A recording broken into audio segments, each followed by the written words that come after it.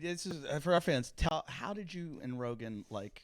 You were the guy behind the Carlos Mencia video. Yeah, yeah. Actually, originally when Joe first hired me and moved me out to California, my job was just to record Rogan nonstop, like at all his comedy shows, and then like edit together like little videos for the internet. And one of the things I did was the Carlos Mencia video, and Which was awesome. yeah, it was fun. And but then after a while, we got there's only so much video you could edit out of green room shit. Did you get shit from Mencia at all for that?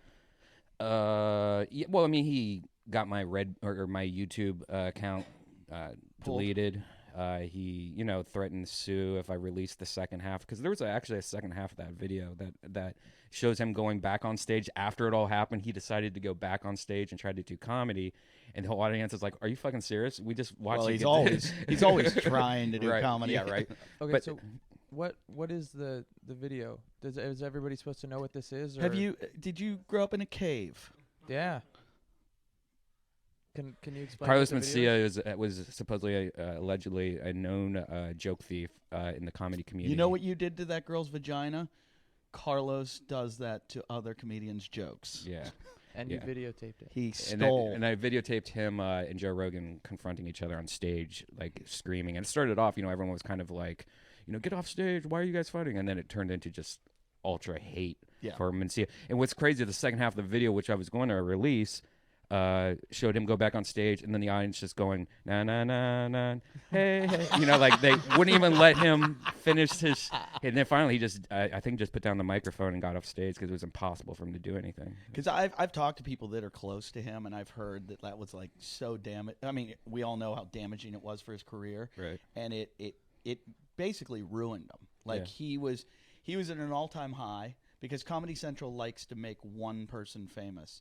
They have one sketch show. They basically, Chappelle showed them that a sketch show works, like an edgy sketch show. So then they were like, okay, Chappelle quit. What can we do now? Oh, we'll make a Mexican sketch show. We'll do all the same bits, and we'll just copy it, but we'll do it. So Mencia became famous like that. Then they were like, Mencia was gone. They're like, who do we do now? Oh, we'll do a woman. We'll do the Amy Schumer show. Right. And, it's like they find just a different type. Like the next one's going to be a paraplegic. Like they're going to go through every they've got all these quotas. But so they made him massively famous, and he made fucking millions of dollars.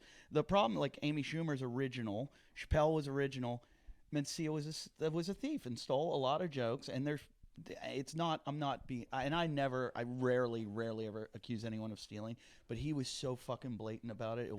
It was beyond stealing. It was pathological, and it still pisses me off because Mencia is still living in a mansion. Yeah. And I'm like, well, hopefully. Yeah, but it's like, like what's his name? Who's the guy who stole from everybody in New York? Starts with an M. The Wall Street guy that Madoff. Yeah. Bernie Madoff. He went to jail. Yeah. He stole from all those people in New York and took all their money and fucking, it was a Ponzi scheme, and he went to jail.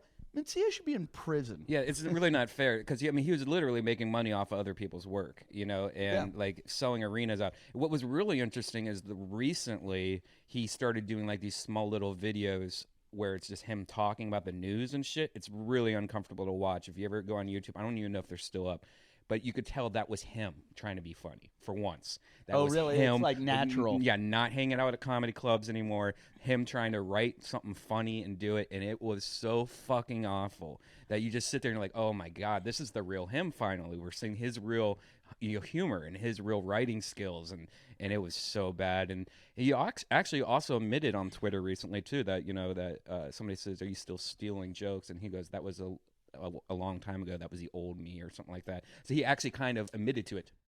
Yeah. But you, Redban, almost fucked.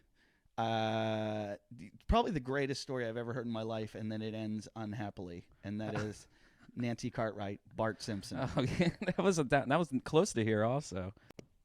Yeah, like if you got to fuck Bart Simpson. I know. Well, I mean, she was wasted. I didn't know who she Even was. better, you could get her to do all the voices. And yeah, but have you seen her? Like, she was just like, oh, look at this young kid. But then I didn't know it at the time. If I would have known it at the time who it was, You would have made her talk like Bart. I would have fucked her. I For would the have story. fucked around with her or done something. But it wasn't until later that I went online. I was like, oh my god, it was Nancy Cartwright that was trying to pick me up at a bar.